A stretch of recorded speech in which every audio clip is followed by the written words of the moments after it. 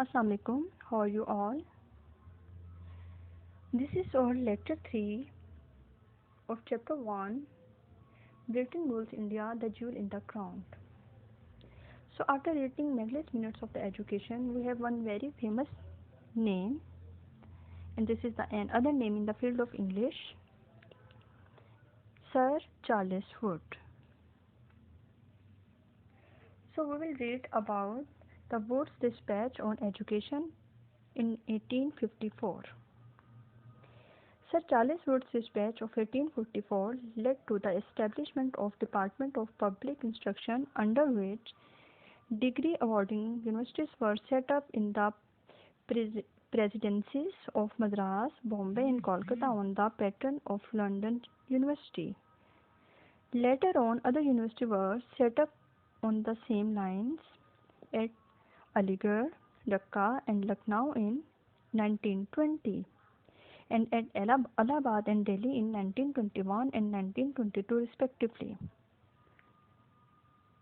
So in the Department of Public Instruction, we will see that the Kolkata University Commission was set up under the Sadler Commission in 1999, and one of its recommendations was that the medium of instruction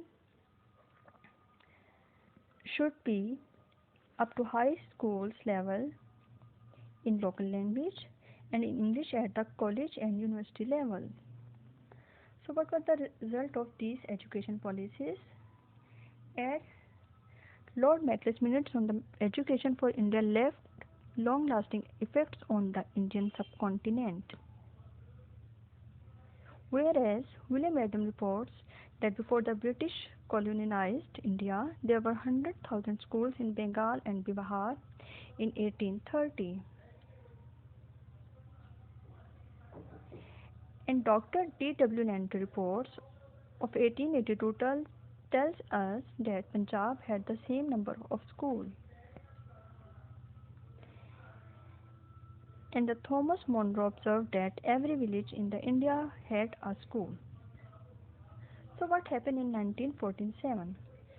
The emphasis on Lord Macleay's reforms took away funding from the Pathshalas and madrasas of the Indians, and when the British left India in 1947, literacy was reduced to just 10% in areas making up Pakistan and 30% in India.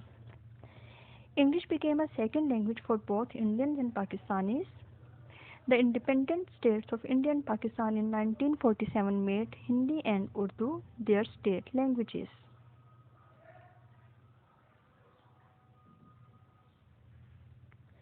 After that, we will see at the communication and economic policies. So what were the communication policies? Telegraph lines were laid as they have proved very useful during the War of 1857. Whereas railway tracks grows to 5,000 miles and nearly 25,000 miles by the end of the 19th century. After that, the Grand Trunk Road was extended up to the Peshawar and surfaced with metal.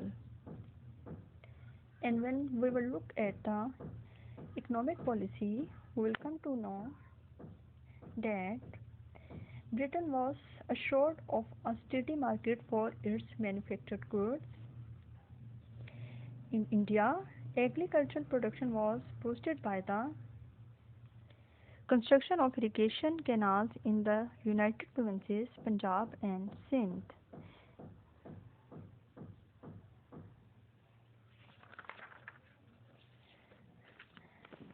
So after that, we will see that what were the relations between British and Indian after 1857.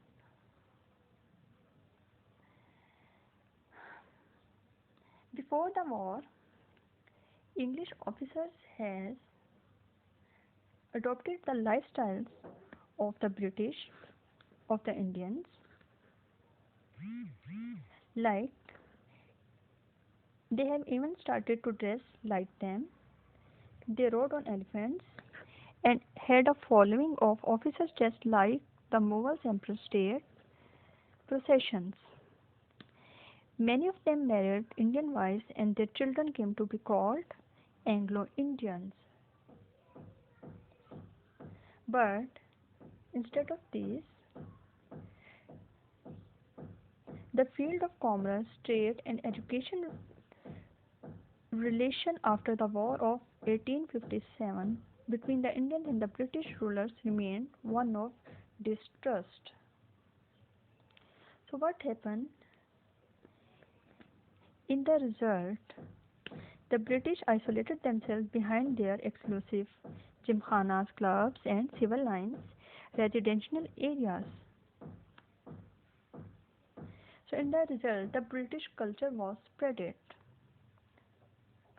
So a whole culture of the white sahibs and mem sahibs was formed with many Indian servants. And this situation created a distance between the Indians and the British. So after that, the British government has to change the policies.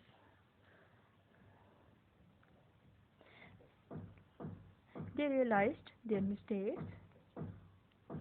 The War of Independence had made the British realize their mistakes of not keeping themselves informed about Indian opinions on the reforms that they have brought in before 1857. The British administration decided to include Indians on their councils so that they could advise them on various issues related to their ways of living and culture.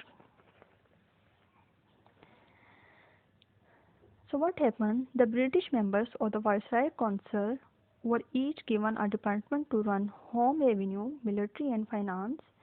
The Department of Foreign Affairs was directly handled by the Viceroy.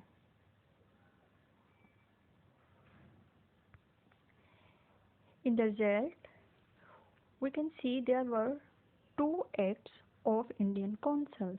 One was called Indian Council Act of 1861. The Indian Council Act of 1861 was passed include non-officials of Indian descent on the Viceroy's Executive Council to be nominated by the Viceroy himself. The number could not be less than 6 and could not be more than 12. Indian participants was limited to taking into account their opinion on legislative matters. The Viceroy had the right to veto any law being passed by the Legislative Council. And in Indian Council Act of 1892, the strength of the council was increased and 2/5 of its members would be non-official. The Indian members could question the government on the financial policy but could not submit or propose any resolution. Thank you.